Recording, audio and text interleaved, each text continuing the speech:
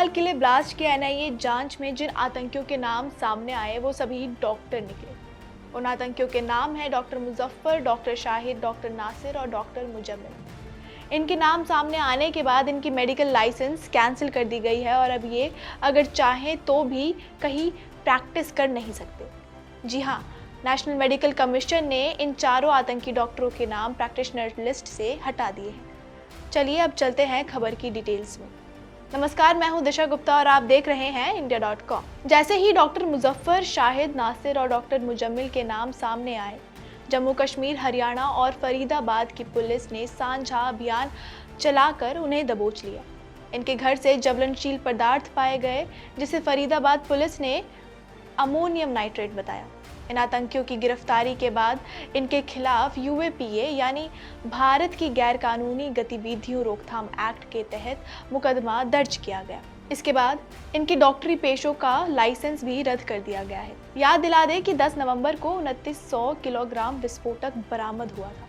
उस दिन के बाद लाल किले के पास कार में शक्तिशाली विस्फोट हुआ। इस विस्फोट में 13 लोगों की मौत हो गई थी।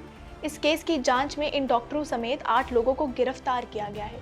इसी बीच अल-फलाह यूनिवर्सिटी का भी जिक्र हुआ, जहां ये सभी आतंकियों ने आतंकी हमले की प्लानिंग की थी और 360 ग्राम अमोनियम नाइट्रेट छुपाया था, जो विस्फोट में काम आता है।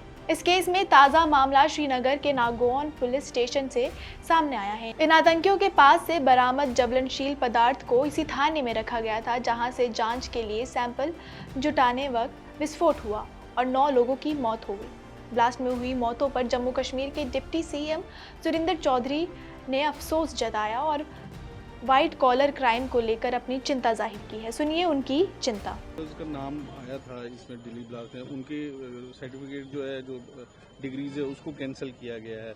और किस तरह देखते हैं अब देखिए, डॉक्टर्स का नाम आ रहा है। देखिए, अब जहां तक ताल्लुक है, मैंने पहले भी कहा और हमेशा डॉक्टर साहब, डॉक्टर फारूक अब्दुल्ला साहब हमारे लीडर और जम्मू कश्मीर के मुख्यमंत्री भी साहब भी हमेशा ये बात एक थी, तो हम हमेशा कहते हैं कि उग्रवाद की कोई जगह हिंदुस्तान या जम्मू कश्मीर में नहीं है और जो गलत करेगा उसको भरेगा। और अब किसी भी परिवार का कोई बच्चा गलत निकल जाए तो हम नहीं कह सकते कि परिवार की गलती होती है। आज आप देखें, ड्रग्स की बात कर लें, एक पर बच्चा लोगों का आज मारा जा रहा है इस ड्रग्स के साथ, लेकिन इसका मतलब कि पूरे परिवार की गलती है। तो इसलिए अब ये लोग जो बच्चे उग्रवाद के साथ जुड़े हैं, जो लोग जुड़े हैं, चाहे वो डॉक्टर्स हैं, चाहे, और बदकिस्मती सबसे बड़ी बात कि एक डॉक्टर, एक इंटेलेक्चुअल कौम, वो बच्चा, वो लोग उग्रवाद से जुड़ रहे हैं। बड़ा अलार्मिंग सिचुएशन है और इस चीज़ के लिए हमें वर्कआउट करना पड़ेगा कि ये पढ़े लिखे, चलो पहले हम कहते थे अनपढ़ लोग जाते हैं, बट ये इतने हाईली क्वालिफाइड बच्चे अगर